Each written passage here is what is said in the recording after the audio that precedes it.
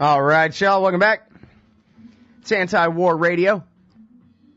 I'm Scott Horton, and our next guest on the show is Eric Newhouse. He's a Pulitzer Prize-winning journalist, the author of Faces of Combat, and a blog called Invisible Wounds on vets' mental health issues. Invisible Wounds can be found at psychologytoday.com/blog/invisible-wounds.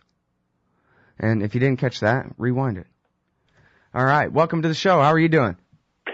I'm great, Scott. Thanks for having me aboard. Well, I'm very happy to have you here, and you have a piece at Truth Out that we're running in the Frontline section today at antiwar.com that caught my eye. Half of vets returning from Iraq and Afghanistan need medical attention. Break it down for us, please. It's an amazing number. Of the 2 million plus soldiers that we've sent to Iraq and Afghanistan, about 1.3 million have left the service. They've returned to the United States, and 53% of those guys have come to the VA seeking medical help. To me, that's an amazing number.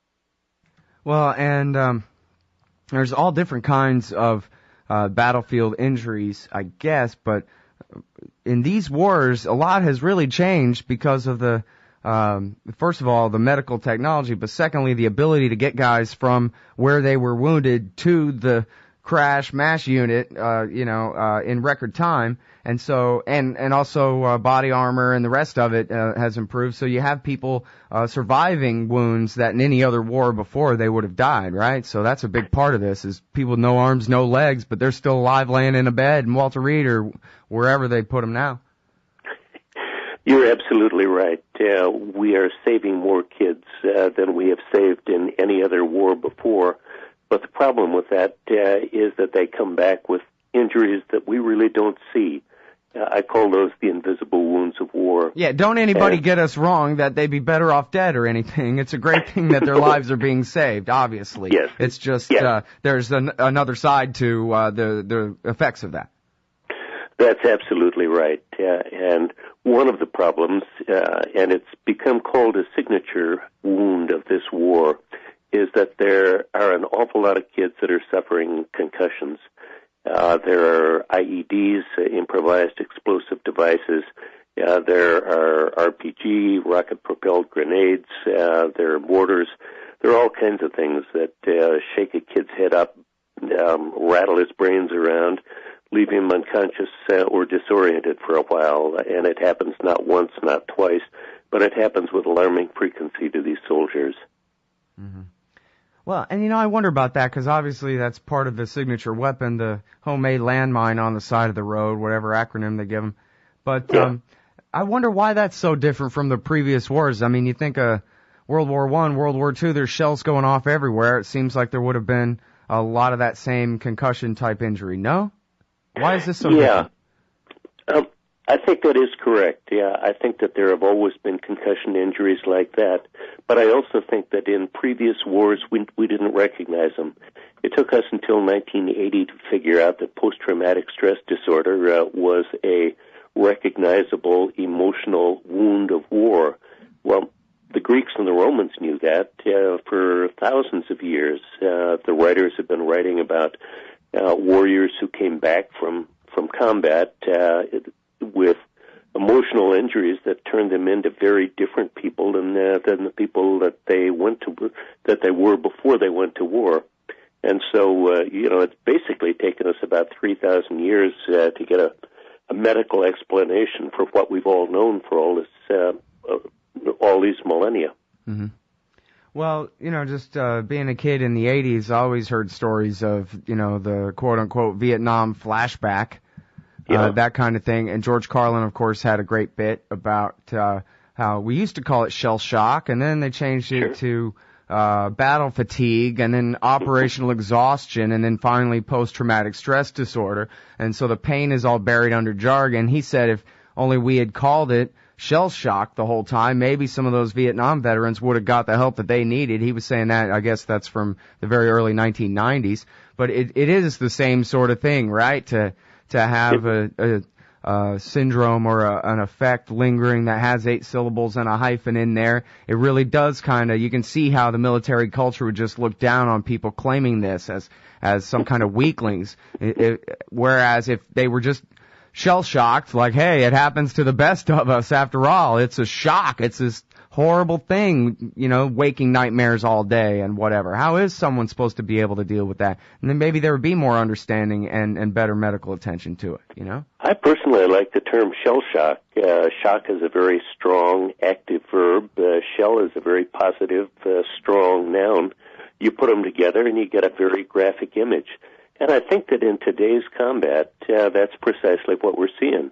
We're seeing a lot of kids whose heads have been jarred, whose brains have been scrambled, and who are having difficulty functioning. Yeah, well, and now, can you tell me this? Aaron Glantz, who was such a great reporter on the Iraq War and then turned his attention to veterans issues years ago, told me, I guess probably a year or maybe more now ago, that things are really getting better at the VA, that there was a lot of real problems, and that, on the other hand, there's been a lot of real progress in terms of their care for the veterans of these wars. And he wasn't giving them an A+ or anything like that, but he said they were really trying and they were really devoting a lot more resources to it. Is that much true? I'm not saying he would say that today. I don't know. It's been a while since I spoke with him, but I know that there has been a lot more money that's put into the VA. The VA budget has gone up 23% under President Obama's administration. So there are more doctors, there are more counselors, there are many, many more resources, including vet centers that I think are absolutely wonderful. The problem is that the VA has never gotten outside of its own box. The VA does things that are proven they won't do experimental things. And so a lot of the VA treatment is still talk therapy or pharmaceuticals. And throwing drugs at a problem really doesn't make any sense to me. It just addles a soldier, kind of blunts the pain that he's feeling a little bit. But when you get a bunch of different pharmaceuticals, you put them together, toss them together in a hat, shake them up, and give them to some soldier, you're just asking for trouble. You've got a cocktail that can do very strange things, if not kill you. Yeah. Well, not to get all ideological about it or whatever, but I wonder if they just abolished the VA and paid these guys on discharge enough that they could afford to just go seek the health care that they wanted in the marketplace, whether that would be better. Yeah, it sounds like what they were talking about doing with Social Security. Forget the bureaucrats, take the money, invest it yourself. And, for a strong libertarian, there's a certain appeal to that. Well, I mean, if you're talking about the Bush plan for Social Security, that was let him invest it in the stock market bubble for you. No libertarian is for that. That's more of a, what did Mussolini call it? Fascism? Something like that. That's an entirely different animal, if you ask me. I just mean, let them have the money and let them go choose in their own way from there. But to a degree, I agree. I like the idea of people being able to choose their own health care and to figure out what works best for them. Problem is that many of these kids are functionally disabled, and they need the structure. They need somebody to go to. Problem, of course, is that the VA is very much like the Army it serves. It's hidebound, it's rigid, it's inflexible, and it frequently doesn't give you what you need. But at least it's something. Mm-hmm. Well, we've seen just absolutely horrifying rates of suicide and abuse and murder, and there's a terrible thing on 60 Minutes the other night. I don't know if you saw it, about the guy who killed his girlfriend, and then they're going to try him for it, and he was going to plead the PTSD defense, but committed suicide before he got his trial. This kind of thing is going on way, way too much, and I want to get to more of these numbers with you, Eric Newhouse, right after this. It's Anti-War Radio. All right, y'all, welcome back to the show. It's Anti-War Radio. I'm Scott Horton, and I'm in the middle of talking with Eric Newhouse. He's got this incredible piece, this horrible piece, because of how well done it is. Half of vets returning from Iraq and Afghanistan need medical attention. And to me, this gets to the whole unfairness of the thing that,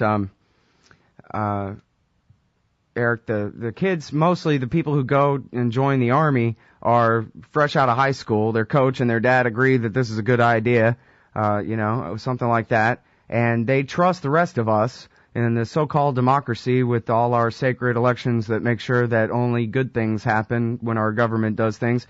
Will only send them and put them in harm's way and risk their brain being rattled and risk their life in the midst of taking life in the most absolute dire circumstances. We don't just go to war for fun around here. We don't go and have extra wars. We would only risk their life. That's the implied contract of the whole thing, that they would only be used for legitimate reasons. And yet, you look at the 8-year war in Iraq and the complete waste of life on all sides, and all these injuries and what amounts to really for nothing. Really just empowering Iran's friends and taking over 2/3 of the country, something like that. So it's not just that they're wounded, it's that they're wounded for nothing. They're dead for nothing. I think there's one aspect of it that's even a little more cynical than that. Yeah, I look at what we're doing today, and I see what I call a double P draft.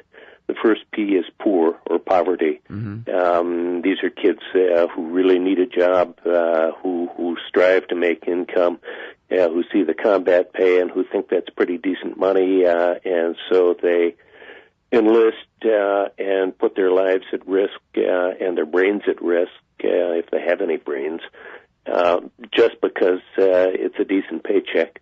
The other P is patriotic. A lot of the kids who are enlisting today are the sons and daughters of Vietnam vets and the grandkids of World War II vets.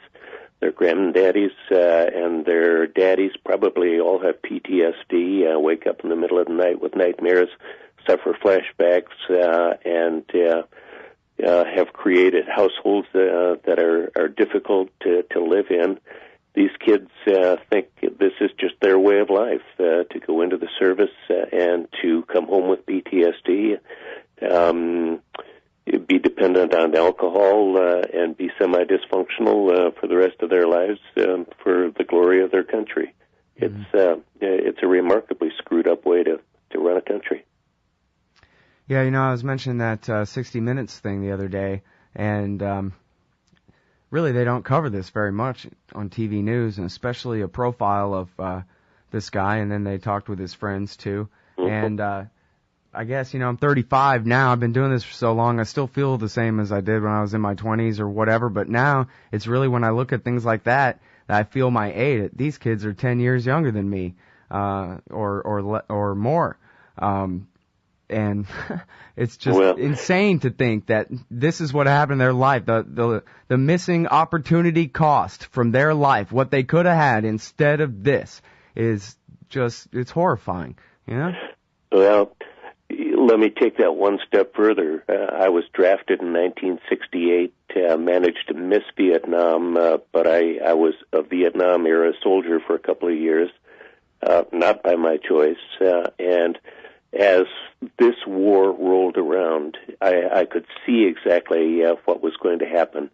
I could see that these kids were going to be badly messed up. They were going to come home, and there weren't going to be resources to help them. And so one of the things I've tried to do is to get that help for the kids of this generation, the help that my generation never got, and the help that we badly needed. Well, tell me more about that. What is it that you do to help them? I'm doing a lot of writing, including this piece in Truth Out.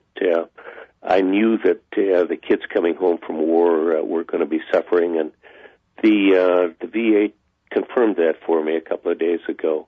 Essentially, they told me that the 2008 RAND report, which was controversial at the time, everybody thought it was way overstated, had said that 1 vet in 3 was going to come back home with emotional injuries so severe that they would require treatment. possibly for months, more likely for years, possibly for a lifetime.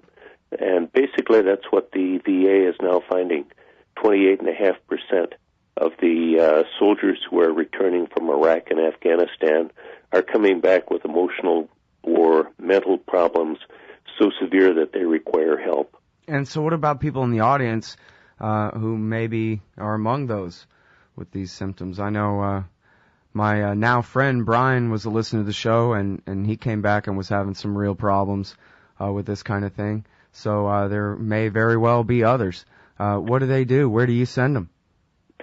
The first thing, obviously, is go to the VA, take everything that they can give you for free, but don't stop there. They're going to try and stick you with drugs. The VA is one of the largest retailers of pharmaceuticals in the country. Mm-hmm.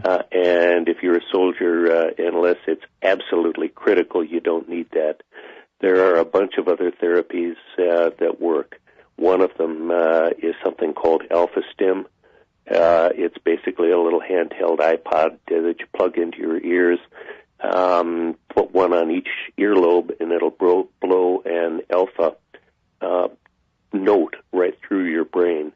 It's like being in deep meditation. I've seen it work, and it just calms vets down and actually allows them to get sleep for the first time in months.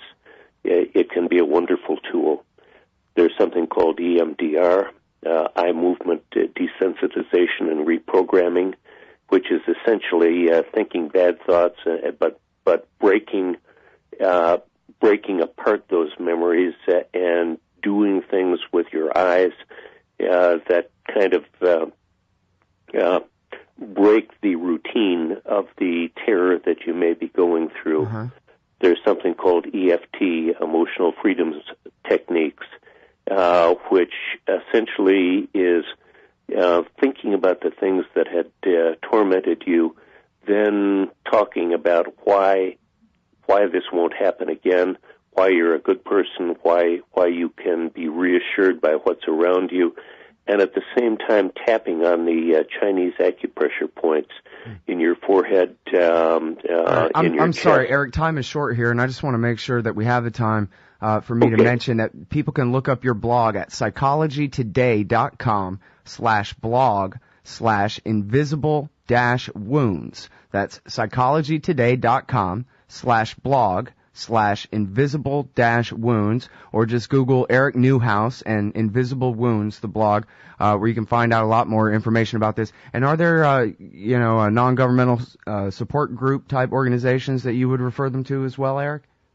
I can't think of any that really are effective. The Iraqi Afghan Vets Association is probably the best one out there. Okay. Well, listen, I really appreciate your journalism on this issue. It's incredible stuff, heartbreaking stuff, and thank you for your time on the show today. It has been a pleasure. Feel free to call anytime. Everybody, that's Eric Newhouse, Pulitzer Prize-winning reporter, psychologytoday.com for his blog Invisible Wounds.